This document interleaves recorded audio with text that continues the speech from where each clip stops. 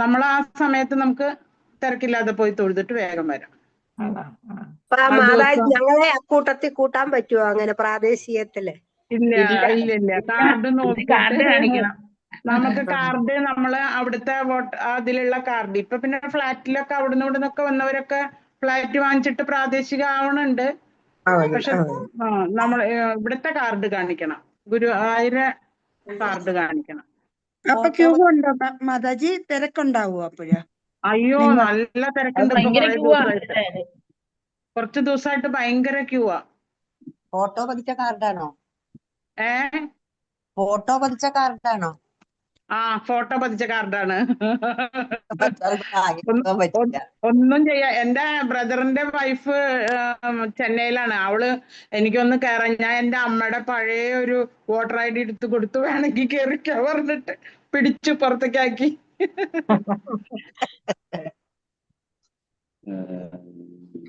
നോക്കും അവര്, ചിലരൊന്നും നോക്കില്ല. ഇപ്പൊ തിരക്ക് കൂടിയ കാരണമൊക്കെ വളരെ ശ്രദ്ധിച്ചിട്ടൊക്കെയാ കൊണ്ടുപോണത്.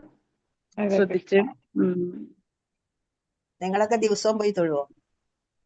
ഉണ്ട്. ഒരുവിധം ദിവസങ്ങളില് നമുക്ക് ആരോഗ്യ പ്രശ്നമൊന്നും ഇല്ലെങ്കിൽ പോയി തൊഴും. ക്ലാസ് തുടങ്ങിയില്ലേ. ഓം നമോ ഭഗവതേ വാസുദേവായ. ഓം നമോ ഭഗവതേ വാസുദേവായ. ഓം നമോ ഭഗവതേ വാസുദേവായ. നാരായണം നമസ്കൃത്യം നരം ചൈവ നരോത്തമം ദേവീം സരസ്വതീം വ്യാസം തതോ ജയമുദീരയേത്. നിത്യം ഭാഗവത സേവയാ ഭഗവതുത്തമ ശ്ലോകേ ഭക്തിർഭവതി നൈഷ്ഠികേ. മൂകം കരോതി വാചാലം പങ്കും ലംഘയതേകൃപാതമഹം വന്ദേ പരമാനന്ദമാധവം. ചൈതന്യമീശ്വരം പരമാനന്ദമാധവം. ഓമജ്ഞാനതിമിരാന്ധസ്യ ജ്ഞാനാഞ്ജനശലാകയാ ചക്ഷുരുന്മീലിതം യേന തസ്മൈ ശ്രീഗുരവേ നമഃ. ചൈതന്യമനോഭീഷ്ടം സ്ഥാപിതം യേന ഭൂതലേ സ്വയം രൂപകഥാമഹ്യം ദദാതി സ്വപദാന്തികം. നമോ ഓം വിഷ്ണുപാദായ കൃഷ്ണപ്രേഷ്ഠായ ഭൂതലേ ശ്രീമതേ ജയപതാക സ്വാമിന്യതി നാമിനെ. നമാചാര്യപാദായ നിധായ കൃപപ്രദായിനെ ഗൗരകഥാധാമദായ നഗരഗ്രാമതാരിണെ. നമോ ഓം വിഷ്ണുപാദായ കൃഷ്ണപ്രേഷ്ഠായ ഭൂതലേ ശ്രീമതേ ഭക്തിവേദാന്ത സ്വാമിന്യതി നാമിനെ. നമസ്തേ സരസ്വതേ ദേവി ഗൗരവാണി പ്രചാരിണെ നിർവിശേഷ ശൂന്യവാദി പാശ്ചാത്യദേശതാരിണെ. ജയ ശ്രീകൃഷ്ണ ചൈതന്യ പ്രഭു നിത്യാനന്ദ ശ്രീ അദ്വൈത ഗദാധര ശ്രീവാസാദി ഗൗരഭക്തവൃന്ദ. ഹരേ കൃഷ്ണ കൃഷ്ണ കൃഷ്ണ ഹരേ ഹരേ, ഹരേ രാമ രാമ രാമ ഹരേ ഹരേ. ഹരേ കൃഷ്ണ കൃഷ്ണ കൃഷ്ണ ഹരേ ഹരേ, ഹരേ രാമ രാമ രാമ ഹരേ ഹരേ. ഹരേ കൃഷ്ണ കൃഷ്ണ കൃഷ്ണ ഹരേ ഹരേ, ഹരേ രാമ രാമ രാമ ഹരേ ഹരേ. ഹരേ കൃഷ്ണ. ശ്രീ സുജാത ഗോവിന്ദ മന്ദിർ ഇസ്കോൺ മാംഗ്ലൂരിന്റെ ലെവൽ 3 ക്ലാസ്സിലേക്ക് എല്ലാവർക്കും സ്വാഗതം. ഹരേ കൃഷ്ണ. എല്ലാവർക്കും പ്രണാമം. ഹരേ കൃഷ്ണ. അപ്പൊ നമ്മൾ ഇന്നലെ 32 അപരാധങ്ങളാണ് പഠിച്ചത് അല്ലെ? ചെയ്തുകൂടാൻ പറ്റാത്ത 32 അപരാധങ്ങളാണ് ഇന്നലെ പഠിച്ചത്. ഇന്നിപ്പോ വരാഹ പുരാണത്തിൽ പറയുന്ന ഇത് രൂപഗോസ്വാമി പറഞ്ഞ 32 അപരാധങ്ങളെ കുറിച്ചാണ് രൂപഗോസ്വാമി നിർദ്ദേശിച്ചിട്ടുള്ള.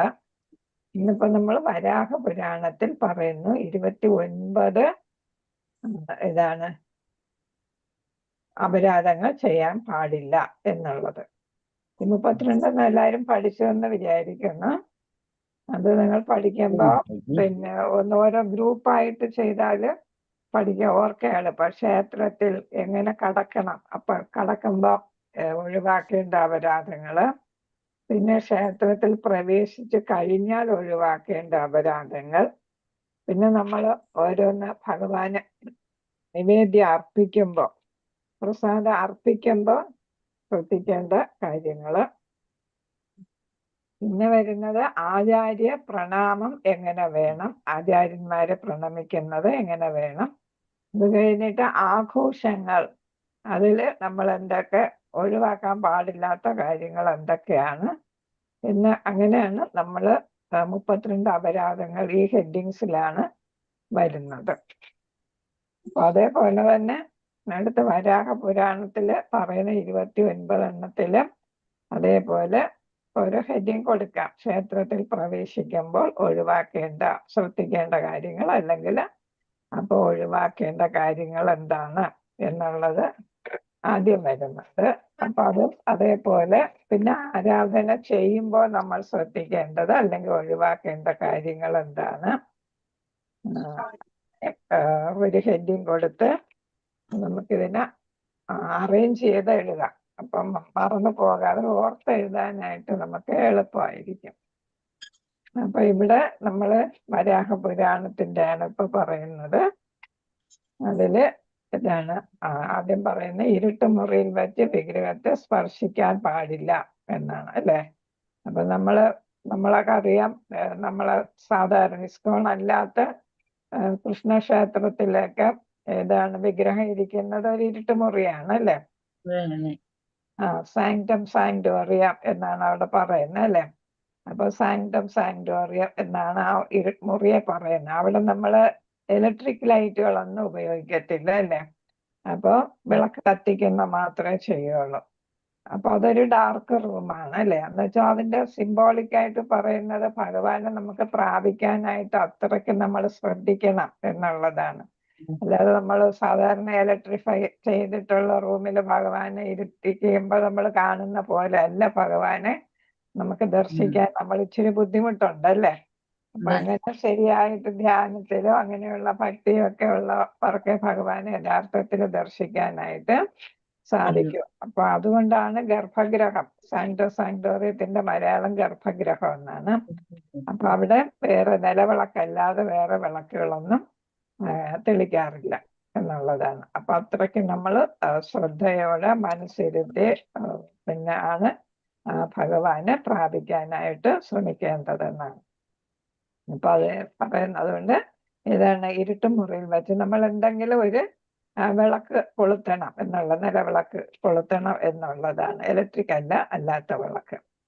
പിന്നെ വിഗ്രഹ ആരാധനയുടെ ചിട്ടവട്ടങ്ങൾ ഒന്നുപോലും ഉപേക്ഷിക്കരുത്. എന്ന് വെച്ചാൽ അതെല്ലാം വളരെ സിസ്റ്റമാറ്റിക് ആയിട്ട് ഗ്രന്ഥങ്ങളിൽ പറയുന്ന മാതിരി നാരദ പഞ്ചരാത്രം അങ്ങനെയുള്ള ഗ്രന്ഥങ്ങളിൽ എങ്ങനെ വിഗ്രഹ ആരാധന ചെയ്യണമെന്നെല്ലാം പറഞ്ഞിട്ടുണ്ട്. പല പല ഗ്രന്ഥങ്ങളുണ്ട്, വേദിക് ലിറ്ററേച്ചർ എല്ലാത്തിലും പറയുന്നുണ്ട്. അപ്പൊ അതിൽ പറയുന്ന തരത്തില് ഏതാണ് ഒരു കാര്യവും മുടക്കം വരാതെ അല്ലെങ്കിൽ ഒഴിവാക്കാതെ ചെയ്യണം എന്നാണ്. ഏതെങ്കിലും ശബ്ദം ഉണ്ടാക്കിക്കൊണ്ടല്ലാതെ പ്രതിഷ്ഠിച്ചിരിക്കുന്ന അല്ലെ ക്ഷേത്രത്തിനുള്ളിൽ കടക്കരുത്. നമ്മൾ പൂജാമുറിയിൽ കടക്കുമ്പോൾ നമ്മൾ എന്തെല്ലാം ഡോറില് രണ്ട് ചെറിയതായിട്ട് അല്ലെ അധികം ശബ്ദം ഇല്ലാത്ത തരത്തില് ഒരു 3 തട്ട് തട്ടും. അല്ലെങ്കിൽ നമ്മൾ ഏതാണ് മണികിലിക്കും അല്ലെ. അപ്പൊ ഭഗവാനെ നമ്മൾ ഏതാണ് ഉണർത്തുന്നതെന്നല്ല, ഞങ്ങൾ തുറക്കുന്നു, ഭഗവാനെ ഡിസ്റ്റർബ് ചെയ്യാൻ പോകുന്നു എന്നുള്ളതാണ്. അപ്പൊ ഭഗവാനെ നമ്മൾ എന്താണ് നമ്മളിൽ ശ്രദ്ധ വരുത്താനായിട്ട് വേണ്ടിയിട്ടാണ് എപ്പൊ നമ്മൾ ഭഗവാന്റെ ഇതാണ് മുറിയില് കയറിയാലും നമ്മള് അല്ലാതെ നമ്മൾ ഡോറുള്ള മുറിയില് അല്ലെങ്കിൽ കർട്ടനുള്ള, എന്തായാലും നമ്മൾ എപ്പോഴും കർട്ടനോ അല്ലെങ്കിൽ ഡോറോ ഉണ്ടാകണമെന്നാണ് ഉദ്ദേശിക്കുന്നത്. ഓപ്പൺ സ്പേസിൽ നമ്മൾ ഭഗവാന്റെ പടമോ പ്രതിഷ്ഠയോ വയ്ക്കരുത് എന്നാണ് പറയുന്നത്. അപ്പൊ ഒരു കർട്ടനെങ്കിലും നമ്മൾ ഇടണം എന്നുള്ളത്. അപ്പൊ കർട്ടൻ മാറ്റുന്നതിന് മുമ്പേ നമ്മൾ എന്ത് ചെയ്യണം, മണികിലിക്കുകയോ അല്ലെങ്കിൽ കൈ കൊട്ടുകയോ, കർട്ടനാണെങ്കിൽ കൈ കൊട്ടുകയോ ചെയ്യണം. അല്ലാതെ ഡോറാണെങ്കിൽ ഡോറിൽ 3 പ്രാവശ്യം തട്ടി പതുക്കെ തട്ടി അങ്ങനെ വേണം. എന്നിട്ട് വേണം ഡോറ് തുറക്കാനോ കർട്ടൻ മാറ്റാനോ ഒക്കെ എന്ന്. അതേപോലെ നായ തുടങ്ങിയ നികൃഷ്ട ജീവികൾ കാണുക ഭഗവാന്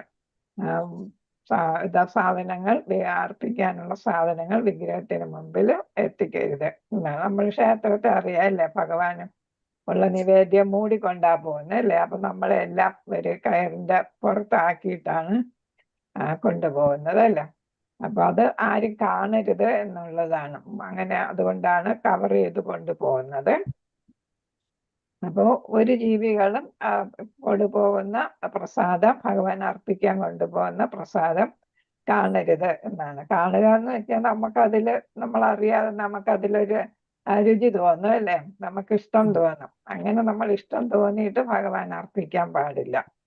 അതുകൊണ്ടാണ് ആരും കാണാതെ അങ്ങനെ അടച്ചു കൊണ്ടുപോകണമെന്ന് പറയുന്നത്. അതുകൊണ്ടാണ് മറ്റു ജീവജാലങ്ങളും ഒന്നും കാണരുത് എന്നുള്ളത്. നായ എന്നെടുത്ത് പറഞ്ഞെങ്കിലും ഒരു ജീവജാലവും കാണരുത്, അതുകൊണ്ട് അടച്ചുകൊണ്ട് വേണം ഭഗവാൻ സമർപ്പിക്കാൻ എന്നാണ്. പ്രാർത്ഥനാ വേളയിൽ നിശബ്ദത ഭഞ്ജിക്കരുത്. ആരാധനാ സമയത്ത് മലമൂത്ര വിസർജനം പാടില്ല. അപ്പോൾ നമ്മൾ ആരാധന നടത്തിക്കൊണ്ടിരിക്കുമ്പോൾ നമ്മൾ മലമൂത്ര വിസർജനത്തിനൊന്നും പോകരുത് എന്നുള്ളതാണ്. പുഷ്പാർച്ചന നടത്താതെ ധൂപം പുകയ്ക്കരുത്. അപ്പൊ നമ്മൾ നമ്മൾ രാവിലെ ഒരു ഡീറ്റെയിൽഡ് പൂജയൊക്കെയാണ് നടത്തുന്നത് ശരിയായിട്ടുള്ള ഡിവോട്ടീസ്. വൈകിട്ട് നമ്മൾ ലഘുവായിട്ടുള്ള പൂജ നടത്തും. അപ്പൊ ചെയ്യുന്നത് ധൂപവും എന്നുവെച്ചാൽ ചന്ദനത്തിരി എന്തെങ്കിലും കത്തിക്കും, പിന്നെ വിളക്ക് കത്തിക്കും, പിന്നെ എന്തെങ്കിലും പൂവ് സമർപ്പിക്കാം. അപ്പൊ അങ്ങനെ അത് മണമില്ലെങ്കിലും നാറ്റമില്ലാത്ത പൂവായിരിക്കണം എന്നാണ് അർപ്പിക്കേണ്ടത്. നാറ്റമില്ലാത്ത പൂവായിരിക്കണം അർപ്പിക്കേണ്ടത്. മണമുള്ള പൂവാണെങ്കിൽ അത്രയും കൊള്ളാം. അപ്പം ധൂപത്തിന്റെ കൂടെ പുഷ്പം ഉണ്ടാകണം എന്നുള്ളത്. വിളക്ക് എന്തായാലും ഉണ്ടാകും അല്ലേ, അതെടുത്ത് പറഞ്ഞില്ലെങ്കിലും നമ്മൾ വിളക്ക് കത്തിക്കാം. നിർഗന്ധ അടുത്ത് പറയുന്ന നിർഗന്ധ പുഷ്പങ്ങൾ കൊണ്ട് അർച്ചിക്കരുത്. എന്നുവെച്ചാൽ മണമില്ലാത്ത അല്ലെങ്കിൽ ചീത്ത മണമുള്ള പുഷ്പങ്ങൾ ഒരു കാരണവശാലും ഉപയോഗിക്കരുത്. നിത്യവും ദന്തധാവനം നടത്തുന്നതിൽ ഏതൊരു ഉപേക്ഷയും വിചാരിക്കരുത്. എന്ന് വെച്ചാൽ നമ്മുടെ ശുചിത്വമാണതല്ലേ. അപ്പൊ നമ്മൾ ബാഹ്യമായും ആന്തരികമായിട്ടും ശുചിത്വം വേണമെന്നിവിടെ പറഞ്ഞിട്ടുണ്ട്. അപ്പൊ അതുകൊണ്ട് ദന്തധാവനം എന്ന് വെച്ചാല് ബ്രഷ് ചെയ്യുക അല്ലേ, അത് ചെയ്യണം. നമ്മൾ വൃത്തി വെടുപ്പൊക്കെ ഉണ്ടായിരിക്കണം എന്നാണ്. ലൈംഗിക ബന്ധത്തിന് ശേഷം നേരെ ക്ഷേത്രത്തിൽ പ്രവേശിക്കരുത്. ഇത് നമ്മൾ ചെയ്യത്തില്ല എങ്കിൽ തന്നെ അത് ഒരു നിയമമായിട്ട് പറയുകയാണ്. നമ്മളെപ്പോഴും കുളിച്ച് വൃത്തിയായിട്ട് വേണം ക്ഷേത്രത്തിൽ പ്രവേശിക്കാൻ.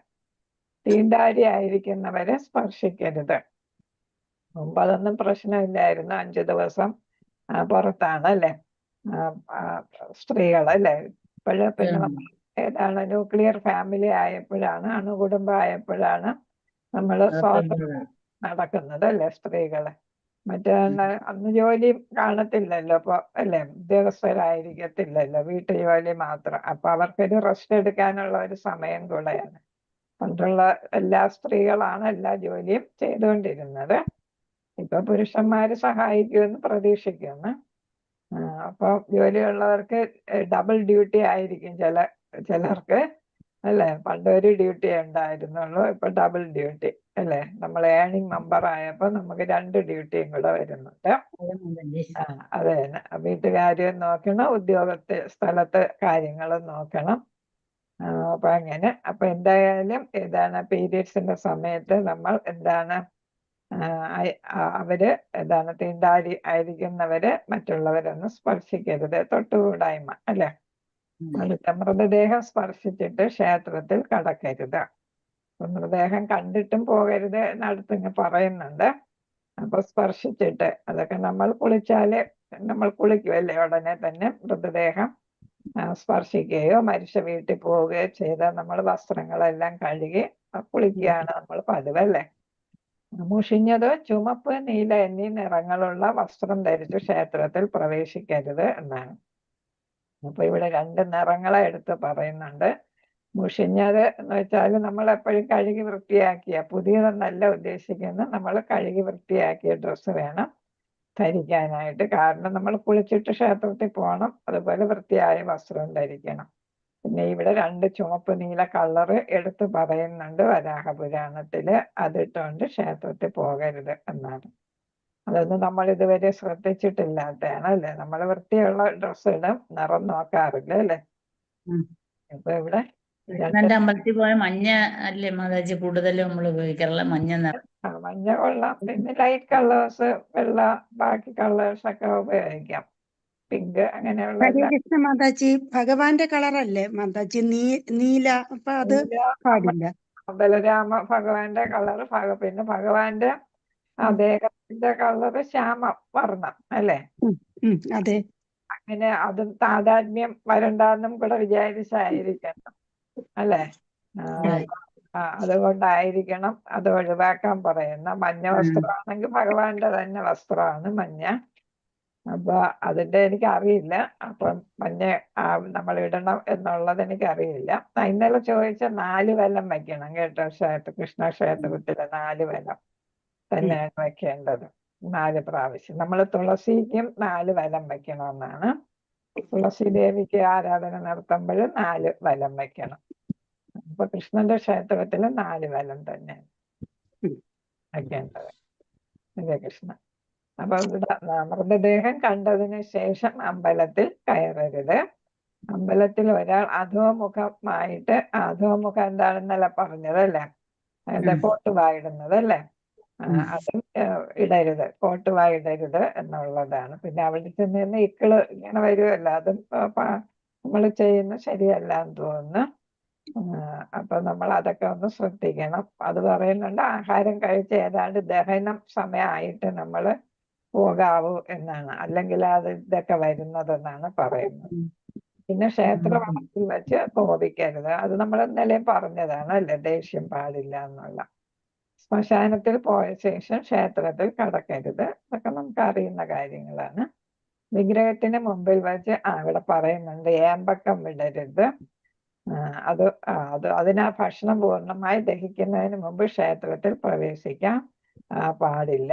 അപ്പൊ ഏമ്പക്കം വിടാനും പാടില്ല. കഞ്ചാവ്, മരിജുവാന തുടങ്ങിയവ ഉപയോഗിച്ച് കറുപ്പ് തുടങ്ങിയ മാദക ദ്രവ്യങ്ങളോ ലഹരി പദാർത്ഥങ്ങളോ ഉപയോഗിച്ച് വിടാം അമ്പലത്തിൽ പോകുന്നു. അതല്ലെങ്കിലും യമനിയമനുസരിച്ച് ഇതൊന്നും പാടില്ല അല്ലേ? പിന്നെ ക്ഷേത്രത്തിൽ പോകുമ്പോ പ്രത്യേകിച്ച് എണ്ണ തേച്ചുകൊണ്ട് വിഗ്രഹത്തെ തൊടുകയോ വിഗ്രഹം പ്രതിഷ്ഠിച്ചിരിക്കുന്ന മുറിയിൽ കടക്കുകയോ ചെയ്യരുത് എന്നാണ്. അപ്പൊ എണ്ണ ചിലര് കുളിക്കാൻ തുടങ്ങുന്നതിന് മുന്നേ ഒന്ന് കയറി എന്തെങ്കിലും ചെയ്തിട്ട് പോകാം എന്ന് വിചാരിക്കരുത് എന്നുള്ളത്. നമ്മൾ കുളിക്കുന്നതിന് മുന്നേ എല്ലാം ഒരുക്കിയിട്ട് പോകാം എന്നെങ്ങാനും വിചാരിച്ച അത് തെറ്റാണ് എന്നുള്ളതാണ്. ഇവിടെ നമ്മൾ തലയിലൊക്കെ എണ്ണ തേച്ചിട്ട് അതങ്ങനെ പാടില്ല എന്നുള്ളതാണ്. പിന്നെ ഭഗവാന്റെ അതീശത്തെ പഠിപ്പിക്കുന്ന ഗ്രന്ഥങ്ങളോട് അനാദരവ് കാണിക്കരുത്. എന്നുവെച്ചാൽ ഏതാണ്? വേദങ്ങളുമായിട്ട് ബന്ധപ്പെട്ട മറ്റ് ഗ്രന്ഥങ്ങളും. അതെ. അപ്പൊ ആ ഗ്രന്ഥങ്ങളോട് അനാദരവ് കാണിക്കരുത് എന്നാണ്. അത് ഇപ്പൊ ഭാഗവതം, ഭഗവത്ഗീത, മറ്റ് ഗ്രന്ഥങ്ങളെല്ലാം വളരെ പാവന ഗ്രന്ഥങ്ങളായതുകൊണ്ട് അതിനനുസരിച്ച് നമ്മൾ അതിന് ബഹുമാനം കൊടുക്കണം. അവിടെ ഇവിടെയൊന്നും കൊണ്ടിടാതെ അല്ലെ, വൃത്തി വെടുപ്പോടെ കൂടെയാണ് ഗ്രന്ഥങ്ങളും നമ്മൾ. എന്നുവെച്ചാൽ ഗ്രന്ഥങ്ങൾ ഭഗവാൻ തന്നെയാണ് അല്ലേ? ഭാഗവതമൊക്കെ അത് അങ്ങനെയല്ലേ പറയുന്നത്? ഭാഗവതം പ്രത്യേകിച്ച് പറയുന്ന ഭഗവാൻ രാമത്തിൽ തിരിച്ചു പോയപ്പോ സൂര്യ തേജസ്സോടെ ഭാഗവതത്തിൽ പ്രവേശിച്ചു എന്നാണ് പറയുന്നത്. പിന്നെ ഭഗവത്ഗീതയാണെങ്കിൽ ഭഗവാന്റെ വാണി തന്നെയാണ് അല്ലെ? അപ്പൊ അതുകൊണ്ട് ഇതൊക്കെ നമ്മൾ വളരെ ആദരപൂർവമാണ് കൈകാര്യം ചെയ്യേണ്ടത്. ഭഗവാനെ വിരോധിക്കുന്ന ഗ്രന്ഥങ്ങൾ അവതരിപ്പിക്കരുത്. നമ്മളത് വായിക്കുകയും ചെയ്യരുത് എന്നാണ്. വിഭിന്ന അഭിപ്രായങ്ങൾ വരും. നമുക്ക് ഭഗവാനോട് അനാദരവ് തോന്നും. നമ്മൾ അത് പറയുന്നത് ശരിയാണോ എന്ന്, അവര് പറയുന്നത് ചിലപ്പോൾ ശരിയായിരിക്കാം എന്നൊക്കെ ഉള്ള ഒരു തോന്നലൊക്കെ വരും. അതുകൊണ്ടാണ് പ്രഭുപാദം മറ്റ് ഗ്രന്ഥങ്ങളൊന്നും വായിക്കണ്ട എന്ന് പറയുന്നത്. അല്ലാതെ ഗ്രന്ഥങ്ങൾ ഭഗവാനുമായിട്ട് ബന്ധപ്പെട്ട മറ്റ് ഗ്രന്ഥങ്ങൾ ISKCON പ്രസിദ്ധീകരിക്കുന്ന അല്ലെ, ഭക്തി വേദാന്ത ബുക്ക് ട്രസ്റ്റ് പ്രസിദ്ധീകരിക്കുന്ന ഗ്രന്ഥങ്ങൾ വായിക്കണം. മറ്റ് ഭൗതികമായിട്ടുള്ള ഗ്രന്ഥങ്ങൾ നമ്മൾ ഭൗതികതയിൽ നിന്ന് മാറണമെന്ന് പറയുമ്പോൾ അത് വായിക്കാനായിട്ട് നമ്മൾ പറയുന്നില്ല അല്ലെ? നമ്മൾ എത്രത്തോളം ആധ്യാത്മികതയിലോട്ട് പോകാൻ ശ്രമിക്കണം അല്ലെ? ശ്രമിക്കുമ്പോൾ ഭൗതികമായിട്ടുള്ള ഗ്രന്ഥങ്ങൾ വായിക്കാതിരിക്കുന്നതാണ് നമ്മൾ നല്ലത്. അതേപോലെ തന്നെ പ്രഭുപാദർ അതേപോലെ തന്നെ ഉന്നത ആചാര്യന്മാർ എഴുതിയ ഗ്രന്ഥങ്ങളാണ് നമ്മൾ വായിക്കേണ്ടത്. മറ്റു ഗ്രന്ഥങ്ങൾ ഒഴിവാക്കുക എന്നാണ്. നമുക്ക് ഭക്തിയിൽ കോട്ടം തട്ടാതിരിക്കാൻ വേണ്ടിയിട്ടാണ് ഇവ മറ്റു ഗ്രന്ഥങ്ങൾ വായിക്കാൻ പറയുന്നത്. അതുകൊണ്ട് ഭൗതികമായിട്ടുള്ള ഗ്രന്ഥങ്ങളല്ല ഉദ്ദേശിക്കുന്നത്. ആധ്യാത്മിക ഗ്രന്ഥങ്ങൾ ഭക്തി വേദാന്ത ബുക്ക് ട്രസ്റ്റ് പബ്ലിഷ് ചെയ്യുന്നത് അല്ലെങ്കിൽ ആചാര്യന്മാരുടെ ഭൗതിക ഗ്രന്ഥങ്ങൾ നമ്മൾ ഒഴിവാക്കുന്നത് നമുക്ക് ഭക്തിയിൽ ഉയരാനായിട്ട് സഹായിക്കും. വൃത്തിഹീനമായ സ്ഥലത്ത് സൂക്ഷിച്ചിരിക്കുന്ന പുഷ്പങ്ങൾ അർപ്പിക്കരുത്. അപ്പൊ പൂക്കളാണെങ്കിലും വൃത്തിയുള്ളതായിരിക്കണം. വെറും നിലത്തിരുന്ന് ഭഗവാനെ പ്രാർത്ഥിക്കരുത്. നമ്മൾ എന്തെങ്കിലും ഇരിപ്പിടമോ വിരിപ്പോ തറയിലിട്ട് വേണം നമ്മൾ ഇരുന്ന് പ്രാർത്ഥിക്കാൻ. നമ്മൾ കണ്ടിട്ടുണ്ട് അല്ലെ, ക്ഷേത്രത്തിലൊക്കെ മാറ്റ് വിരിച്ചിരിക്കുന്നതൊക്കെ അല്ലെ. പൂജ ചെയ്യുമ്പോഴും നമ്മൾ കണ്ടിട്ടുണ്ട് അല്ലെ, ഒരു ചെറിയ പലകയിൽ ഇരുന്ന് ചെയ്യുന്ന അല്ലെ, ഒരു ഒക്കെയുള്ള പലകയിൽ ഇരുന്നാണ് ചെയ്യുന്നത്. അപ്പൊ നിലത്ത് ചെയ്യരുത് എന്നുള്ളതാണ്. അപ്പൊ നമ്മള് പ്രയർ ചെല്ലുമ്പോഴൊന്നും നിലത്തിരിക്കരുത്, എന്തെങ്കിലും വിരിച്ചിട്ടിരിക്കണം. പായോ എന്തെങ്കിലും അല്ലെങ്കിൽ ഷീറ്റോ എന്തെങ്കിലും വിരിച്ചിട്ടിരിക്കണം. കുളി കഴിയാതെ വിഗ്രഹം സ്പർശിക്കരുത്. നെറ്റിയിൽ 3 വരി തിലകം അണിയാൻ പാടില്ല. 3 വരി തിലകം എന്ന് പറയുന്നത് ഏതാണ്? ശിവഭക്തരാണ് അങ്ങനെ അണിയുന്നത് അല്ലെ, ഇങ്ങനെ 3 വരി ഇട്ടിരിക്കുന്നത് അല്ലെ. അപ്പൊ ഹൊറിസോണ്ടലായിട്ട് 3 വരി ഇടുന്നത് ശിവഭക്തരാണ്. അപ്പൊ നമ്മള് വൈഷ്ണവരാണ്. ഇപ്പൊ ഞാൻ ഇട്ടേക്കുന്ന പോലെയുള്ള തിലകം ഇടുന്നത് വൈഷ്ണവരാണ്. അപ്പൊ ഇങ്ങനെയുള്ള തിലകമാണ് ഇടേണ്ടത്, അല്ലാതെ ഏതാണ് ഇങ്ങനെയുള്ള തിലകം ഇടാൻ പാടില്ല എന്നാണ്. കൈയും കാലും കഴുകാതെ ക്ഷേത്രത്തിൽ കടക്കരുത്. അതുകൊണ്ടാണ് എല്ലായിടത്തും പൈപ്പ് വെച്ചേക്കുകയോ അല്ലെങ്കിൽ അമ്പലക്കുളമോ ഒക്കെ കാണുന്നത്. നമ്മൾ അവിടെ ഇവിടെയൊക്കെ പോയിട്ട് വരുന്നതായിരിക്കും അല്ലെ. അപ്പൊ കാലും കൈയും ഒക്കെ കഴുകി വൃത്തിയാക്കിയിട്ട് വേണം അമ്പലത്തിൽ കിടക്കാൻ. ഇത് നമുക്ക് അറിയാവുന്നതാണ്, നാമ അപരാധം അല്ലെ. വായിച്ചോളൂ. നമ്മൾ ഇംഗ്ലീഷിലാ പഠിച്ചത്, മലയാളത്തിൽ വായിച്ചോളൂ.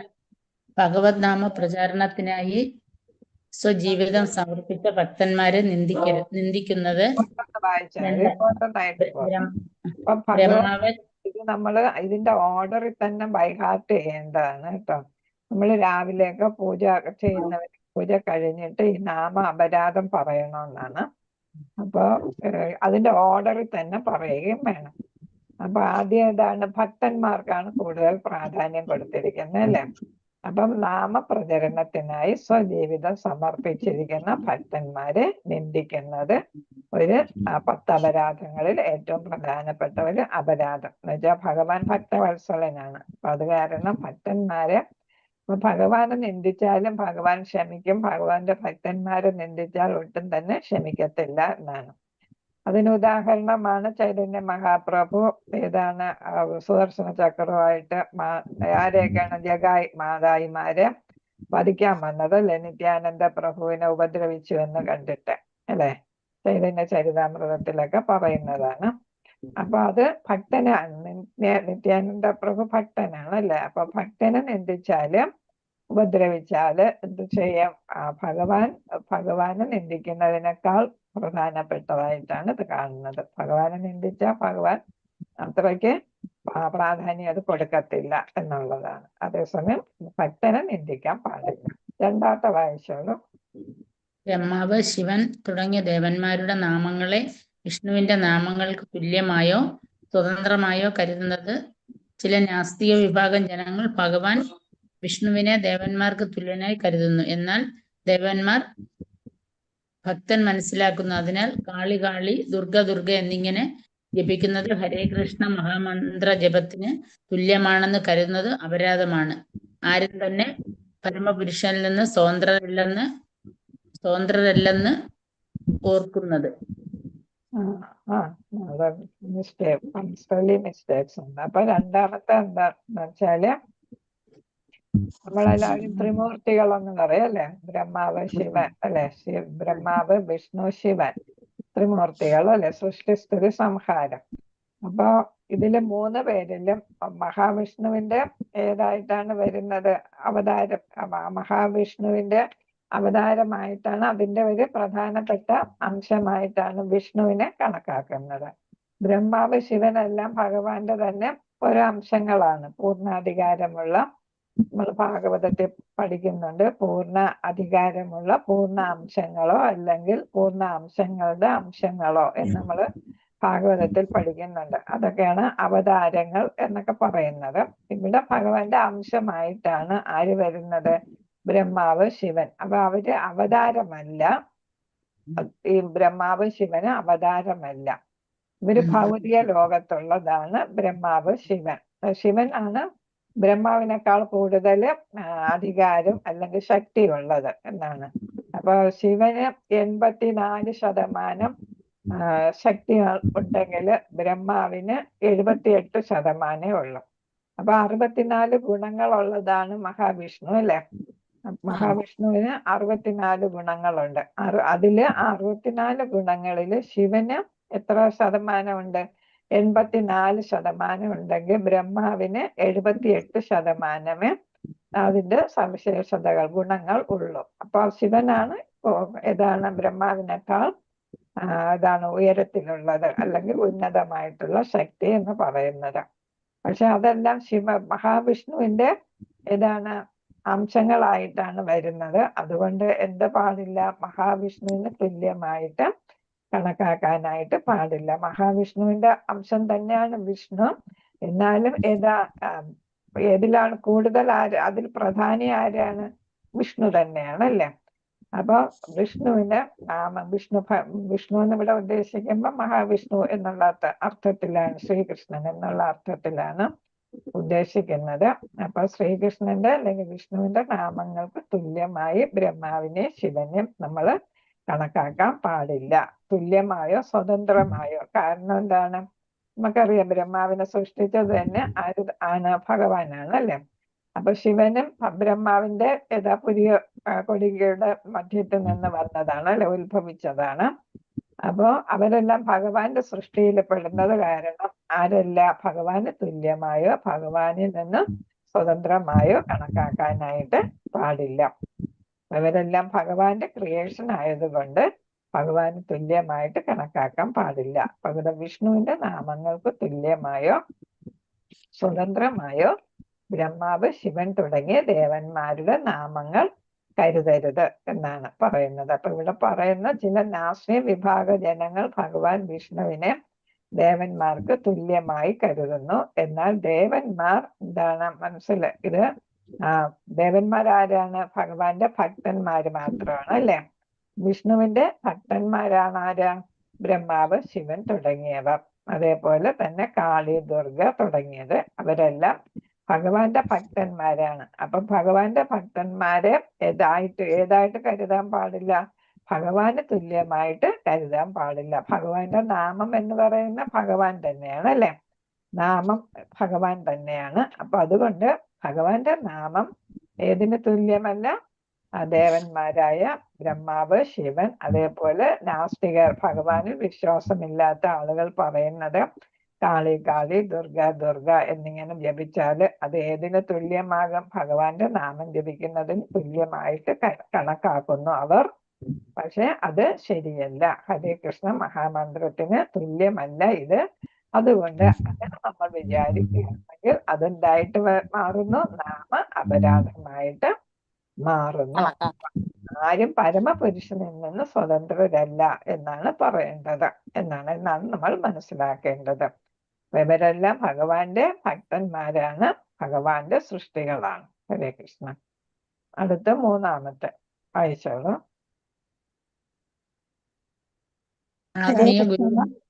ആത്മീയ ഗുരുവിന്റെ ആജ്ഞകൾ അനുസരിക്കാതിരിക്കരുത്. അനുസരിക്കാതിരിക്കുന്നത്, അല്ലെ? ആത്മീയ ഗുരുവിന്റെ ആജ്ഞകൾ അനുസരിക്കാതിരിക്കുന്ന കാരണം എന്താ? ആത്മീയ ഗുരു എന്ന് പറയുന്നത് ഭഗവാന്റെ പ്രതിനിധിയാണ്.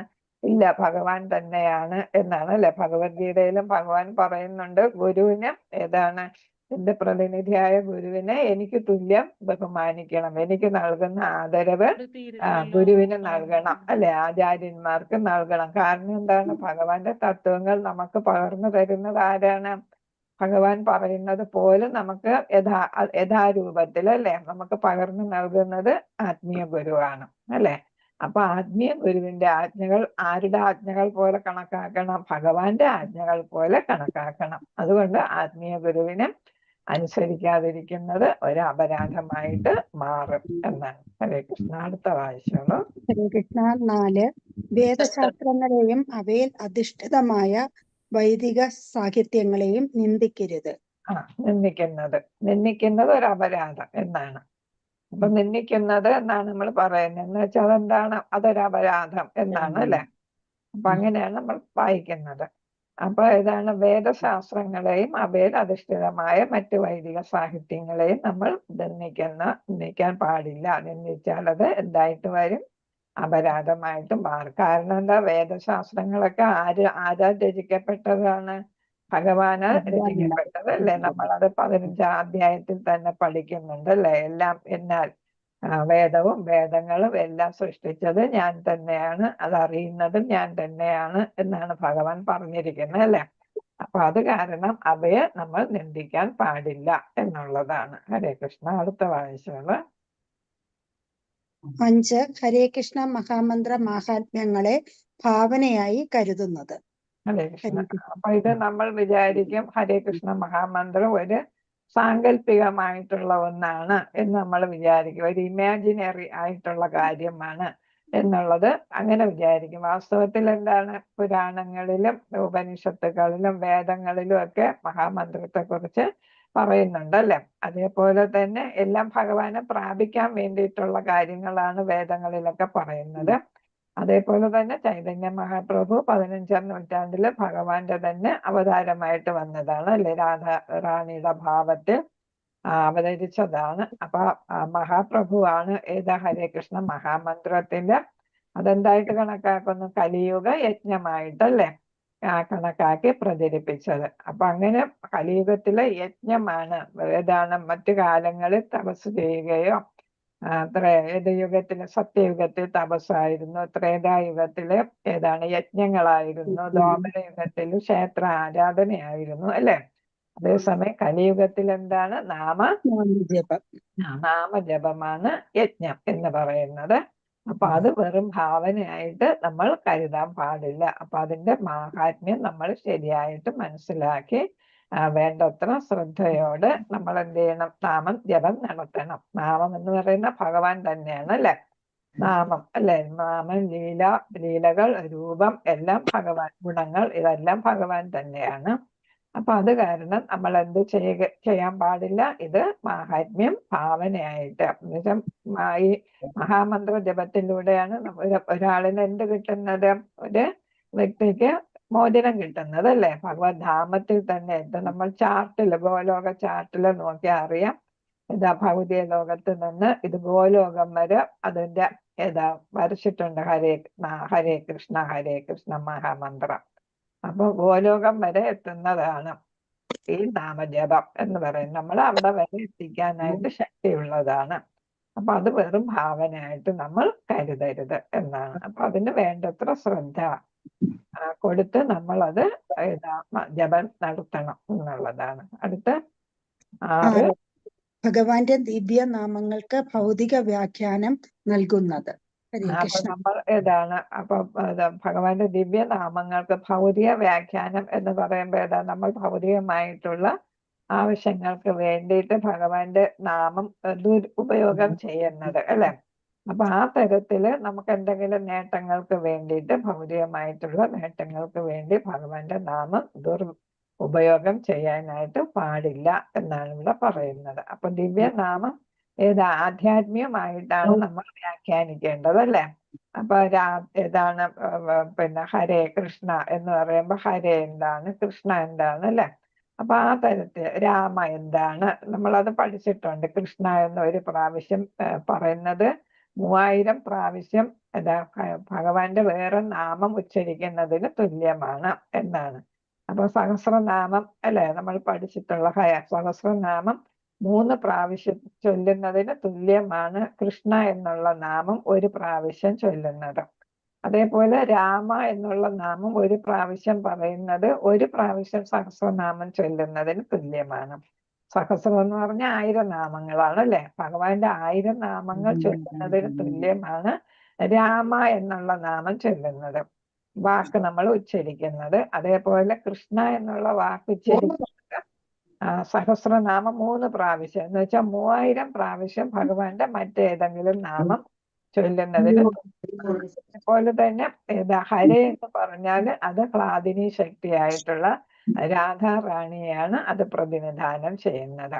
അപ്പൊ രാധാറാണിയെ നമ്മൾ ഹരേ എന്നുള്ള നാമം കൊണ്ട് അത് നമ്മളെ 16 വാക്കുകളിൽ ഹരേ കൃഷ്ണ കൃഷ്ണ കൃഷ്ണ ഹരേ ഹരേ ഹരേ രാമ രാമ രാമ ഹരേ ഹരേ.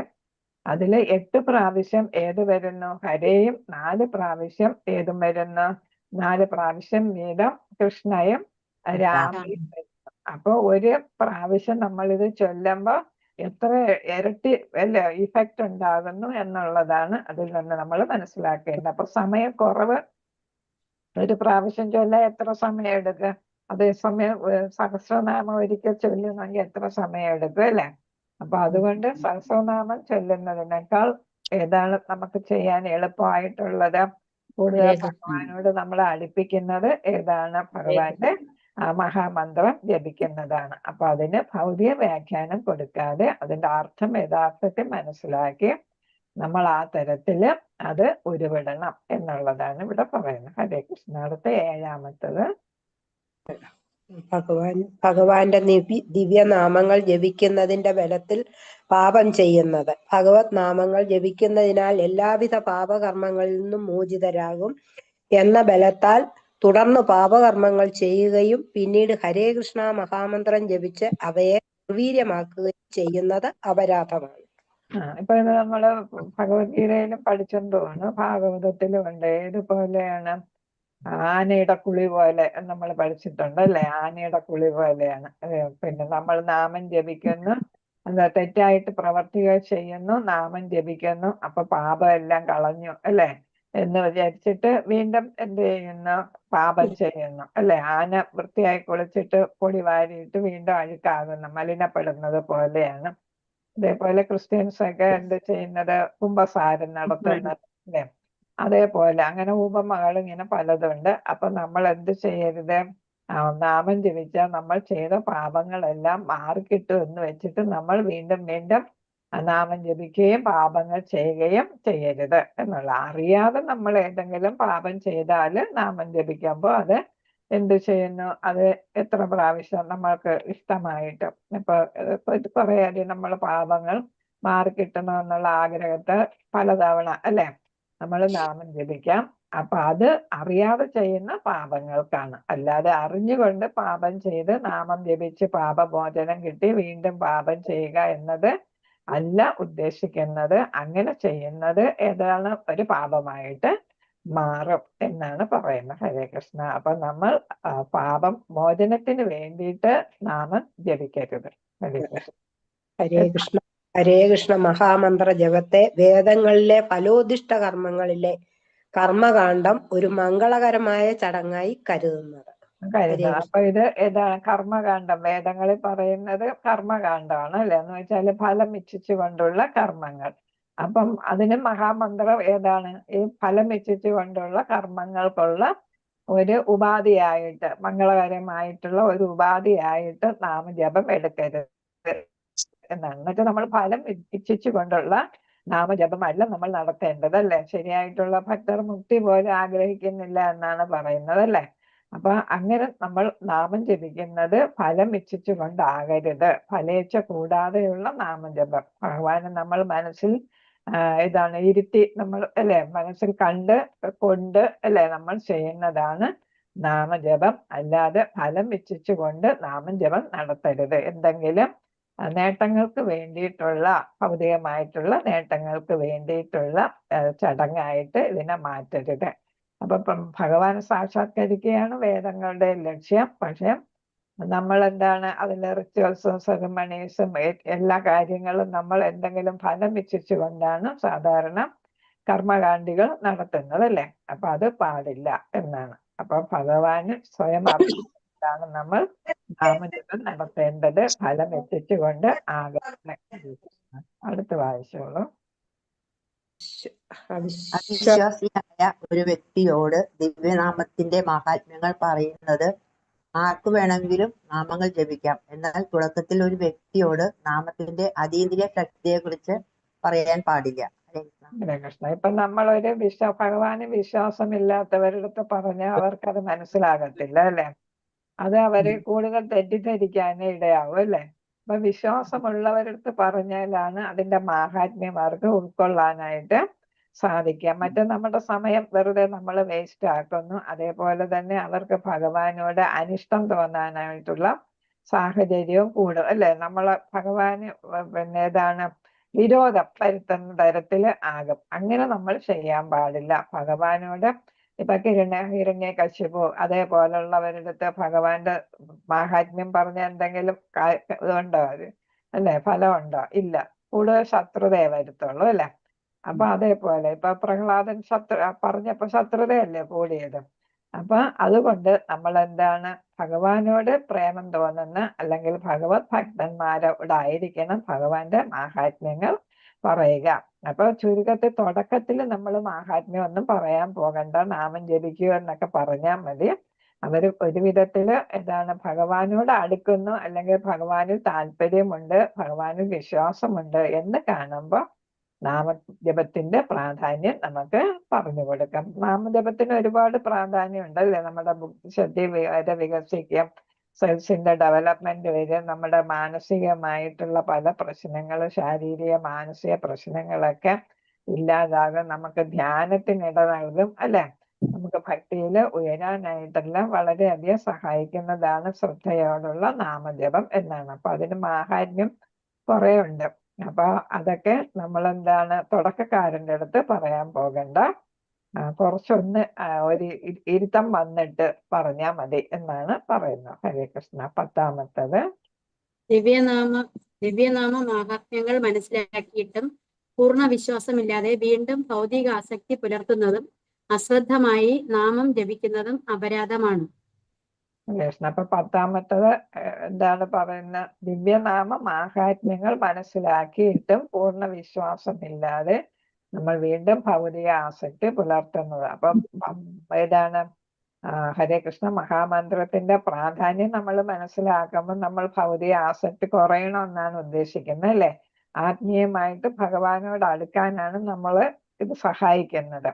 അപ്പൊ അതൊക്കെ മനസ്സിലാക്കിയിട്ട് നമ്മൾ ഭൗതിക ആസക്തി കുറയുന്നില്ല എങ്കിൽ അതൊരു പാപമായിട്ട് വരുന്നു. അതേപോലെ അശ്രദ്ധമായിട്ട് നാമം ജപിക്കുന്നത്, നമ്മുടെ മനസ്സ് നമുക്ക് നിക്കത്തില്ല അല്ലെ? നാമം ജപിച്ചുകൊണ്ടിരിക്കുമ്പോൾ നമ്മുടെ മനസ്സ് അങ്ങോങ്ങി പോകും. പിന്നെ നമ്മൾ അതേപോലെ തന്നെ അപ്പൊ പല കാര്യങ്ങൾ ചെയ്യും. അപ്പൊ അങ്ങനെയൊക്കെ ചെയ്യുന്നത് നാമാപരാധമായിട്ട് കണക്കാക്കുകയാണ്. അതുകൊണ്ട് നമ്മൾ ശ്രദ്ധിച്ച് നാമം ജപിക്കണം എന്നാണ് പറയുന്നത്. അപ്പൊ കുറച്ച് ജപിച്ചാലും ശ്രദ്ധിച്ച് ജപിക്കണം എന്നാണ് ഇവിടെ ഉദ്ദേശിക്കുന്നത്. ഭൗതിക ആസക്തി കുറയാനായിട്ട് അത് നമ്മളെ സഹായിക്കാം എന്നാണ്. വൈഷ്ണവനാണെന്ന് അവകാശപ്പെടുന്ന ഓരോ ഭക്തനും ഇത്തരം അപരാധങ്ങൾക്കെതിരെ എന്ത് ചെയ്യണം? കരുതലോടെ ഇരിക്കണം. എങ്കിൽ മാത്രമേ അതിവേഗത്തിൽ തന്നെ പ്രതീക്ഷിക്കുന്ന വിജയം കൈവരും. അപ്പൊ നമുക്ക് കൃഷ്ണ പ്രേമം വരണമെന്നുള്ളതാണ് നമ്മുടെ ആത്യന്തിക ലക്ഷ്യം അല്ലെ? അപ്പൊ ഭഗവാന്റെ നാമം ഉച്ചരിക്കുന്ന ആളിനാണ് ഏത് പേര് പറയുന്നത്? വൈഷ്ണവൻ എന്ന് പറയുന്നത് അല്ലെ? ഭഗവാന്റെ നാമം ഒരിക്കൽ ഉച്ചരിച്ചാലും ആള് വൈഷ്ണവനാണെന്നാണ് കൃതികളിൽ പറഞ്ഞിരിക്കുന്നത്.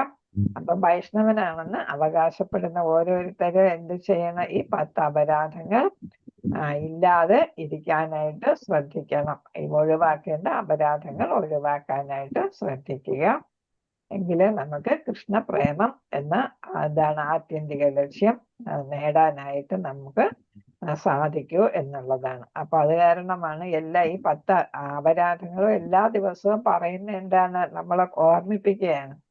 ഇത് ചെയ്യരുത്, ഇത് ചെയ്യരുത്, ഇത് ചെയ്യരുത് എന്ന് നമ്മളെ ഓർമ്മിപ്പിക്കുന്നതിന് വേണ്ടിയിട്ടാണ് ഈ അപരാധങ്ങൾ എല്ലാ ദിവസവും നമ്മൾ പറയുന്നത്.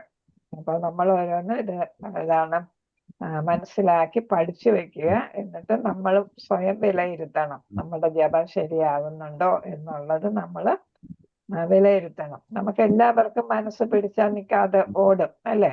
അപ്പൊ നമ്മള് നാമത്തില് ശ്രദ്ധിച്ച് ജപിച്ചാല് ഉറക്കെ ജപിച്ചാൽ കുറച്ചുകൂടെ നമുക്ക് അതിന് ശ്രദ്ധയോടെ ജപിക്കാൻ പറ്റും എന്നാണ് പറയുന്നത്. നമ്മൾ ജപിക്കുന്ന നാമത്തിൽ തന്നെ ശ്രദ്ധിക്കുക, ഉറക്കം ജപിക്കുകയും വേണം എന്നാണ്.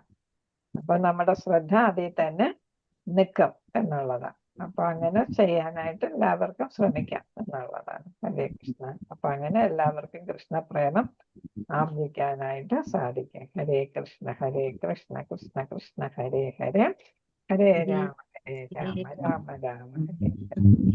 വംശകൽപതരൂപശ്ച കൃപാ സിന്ധുഭ്യേവ ച പതിതാനാം പാവനേഭ്യോ വൈഷ്ണവേഭ്യോ നമോ നമഃ. അനന്തകോടി വൈഷ്ണവ ഭക്തവൃന്ദ കീ ജയ. ശ്രീല പ്രഭുപാദർ കീ ജയ. ഗുരു മഹാരാജ് കീ ജയ. ഗൗരവ പ്രേമാനന്ദേ ഹരി ഹരി ബോൾ. ഹരേ കൃഷ്ണ കൃഷ്ണ കൃഷ്ണ ഹരേ ഹരേ ഹരേ രാമ രാമ രാമ ഹരേ ഹരേ. ഹരേ കൃഷ്ണ ഹരേ കൃഷ്ണ കൃഷ്ണ ഹരേ ഹരേ ഹരേ ഹരേ രാമ രാമ രാമ രാമ ഹരേ ഹരേ. ഹരേ കൃഷ്ണ ഹരേ കൃഷ്ണ കൃഷ്ണ ഹരേ കൃഷ്ണ ഹരേ ഹരേ ഹരേ രാമ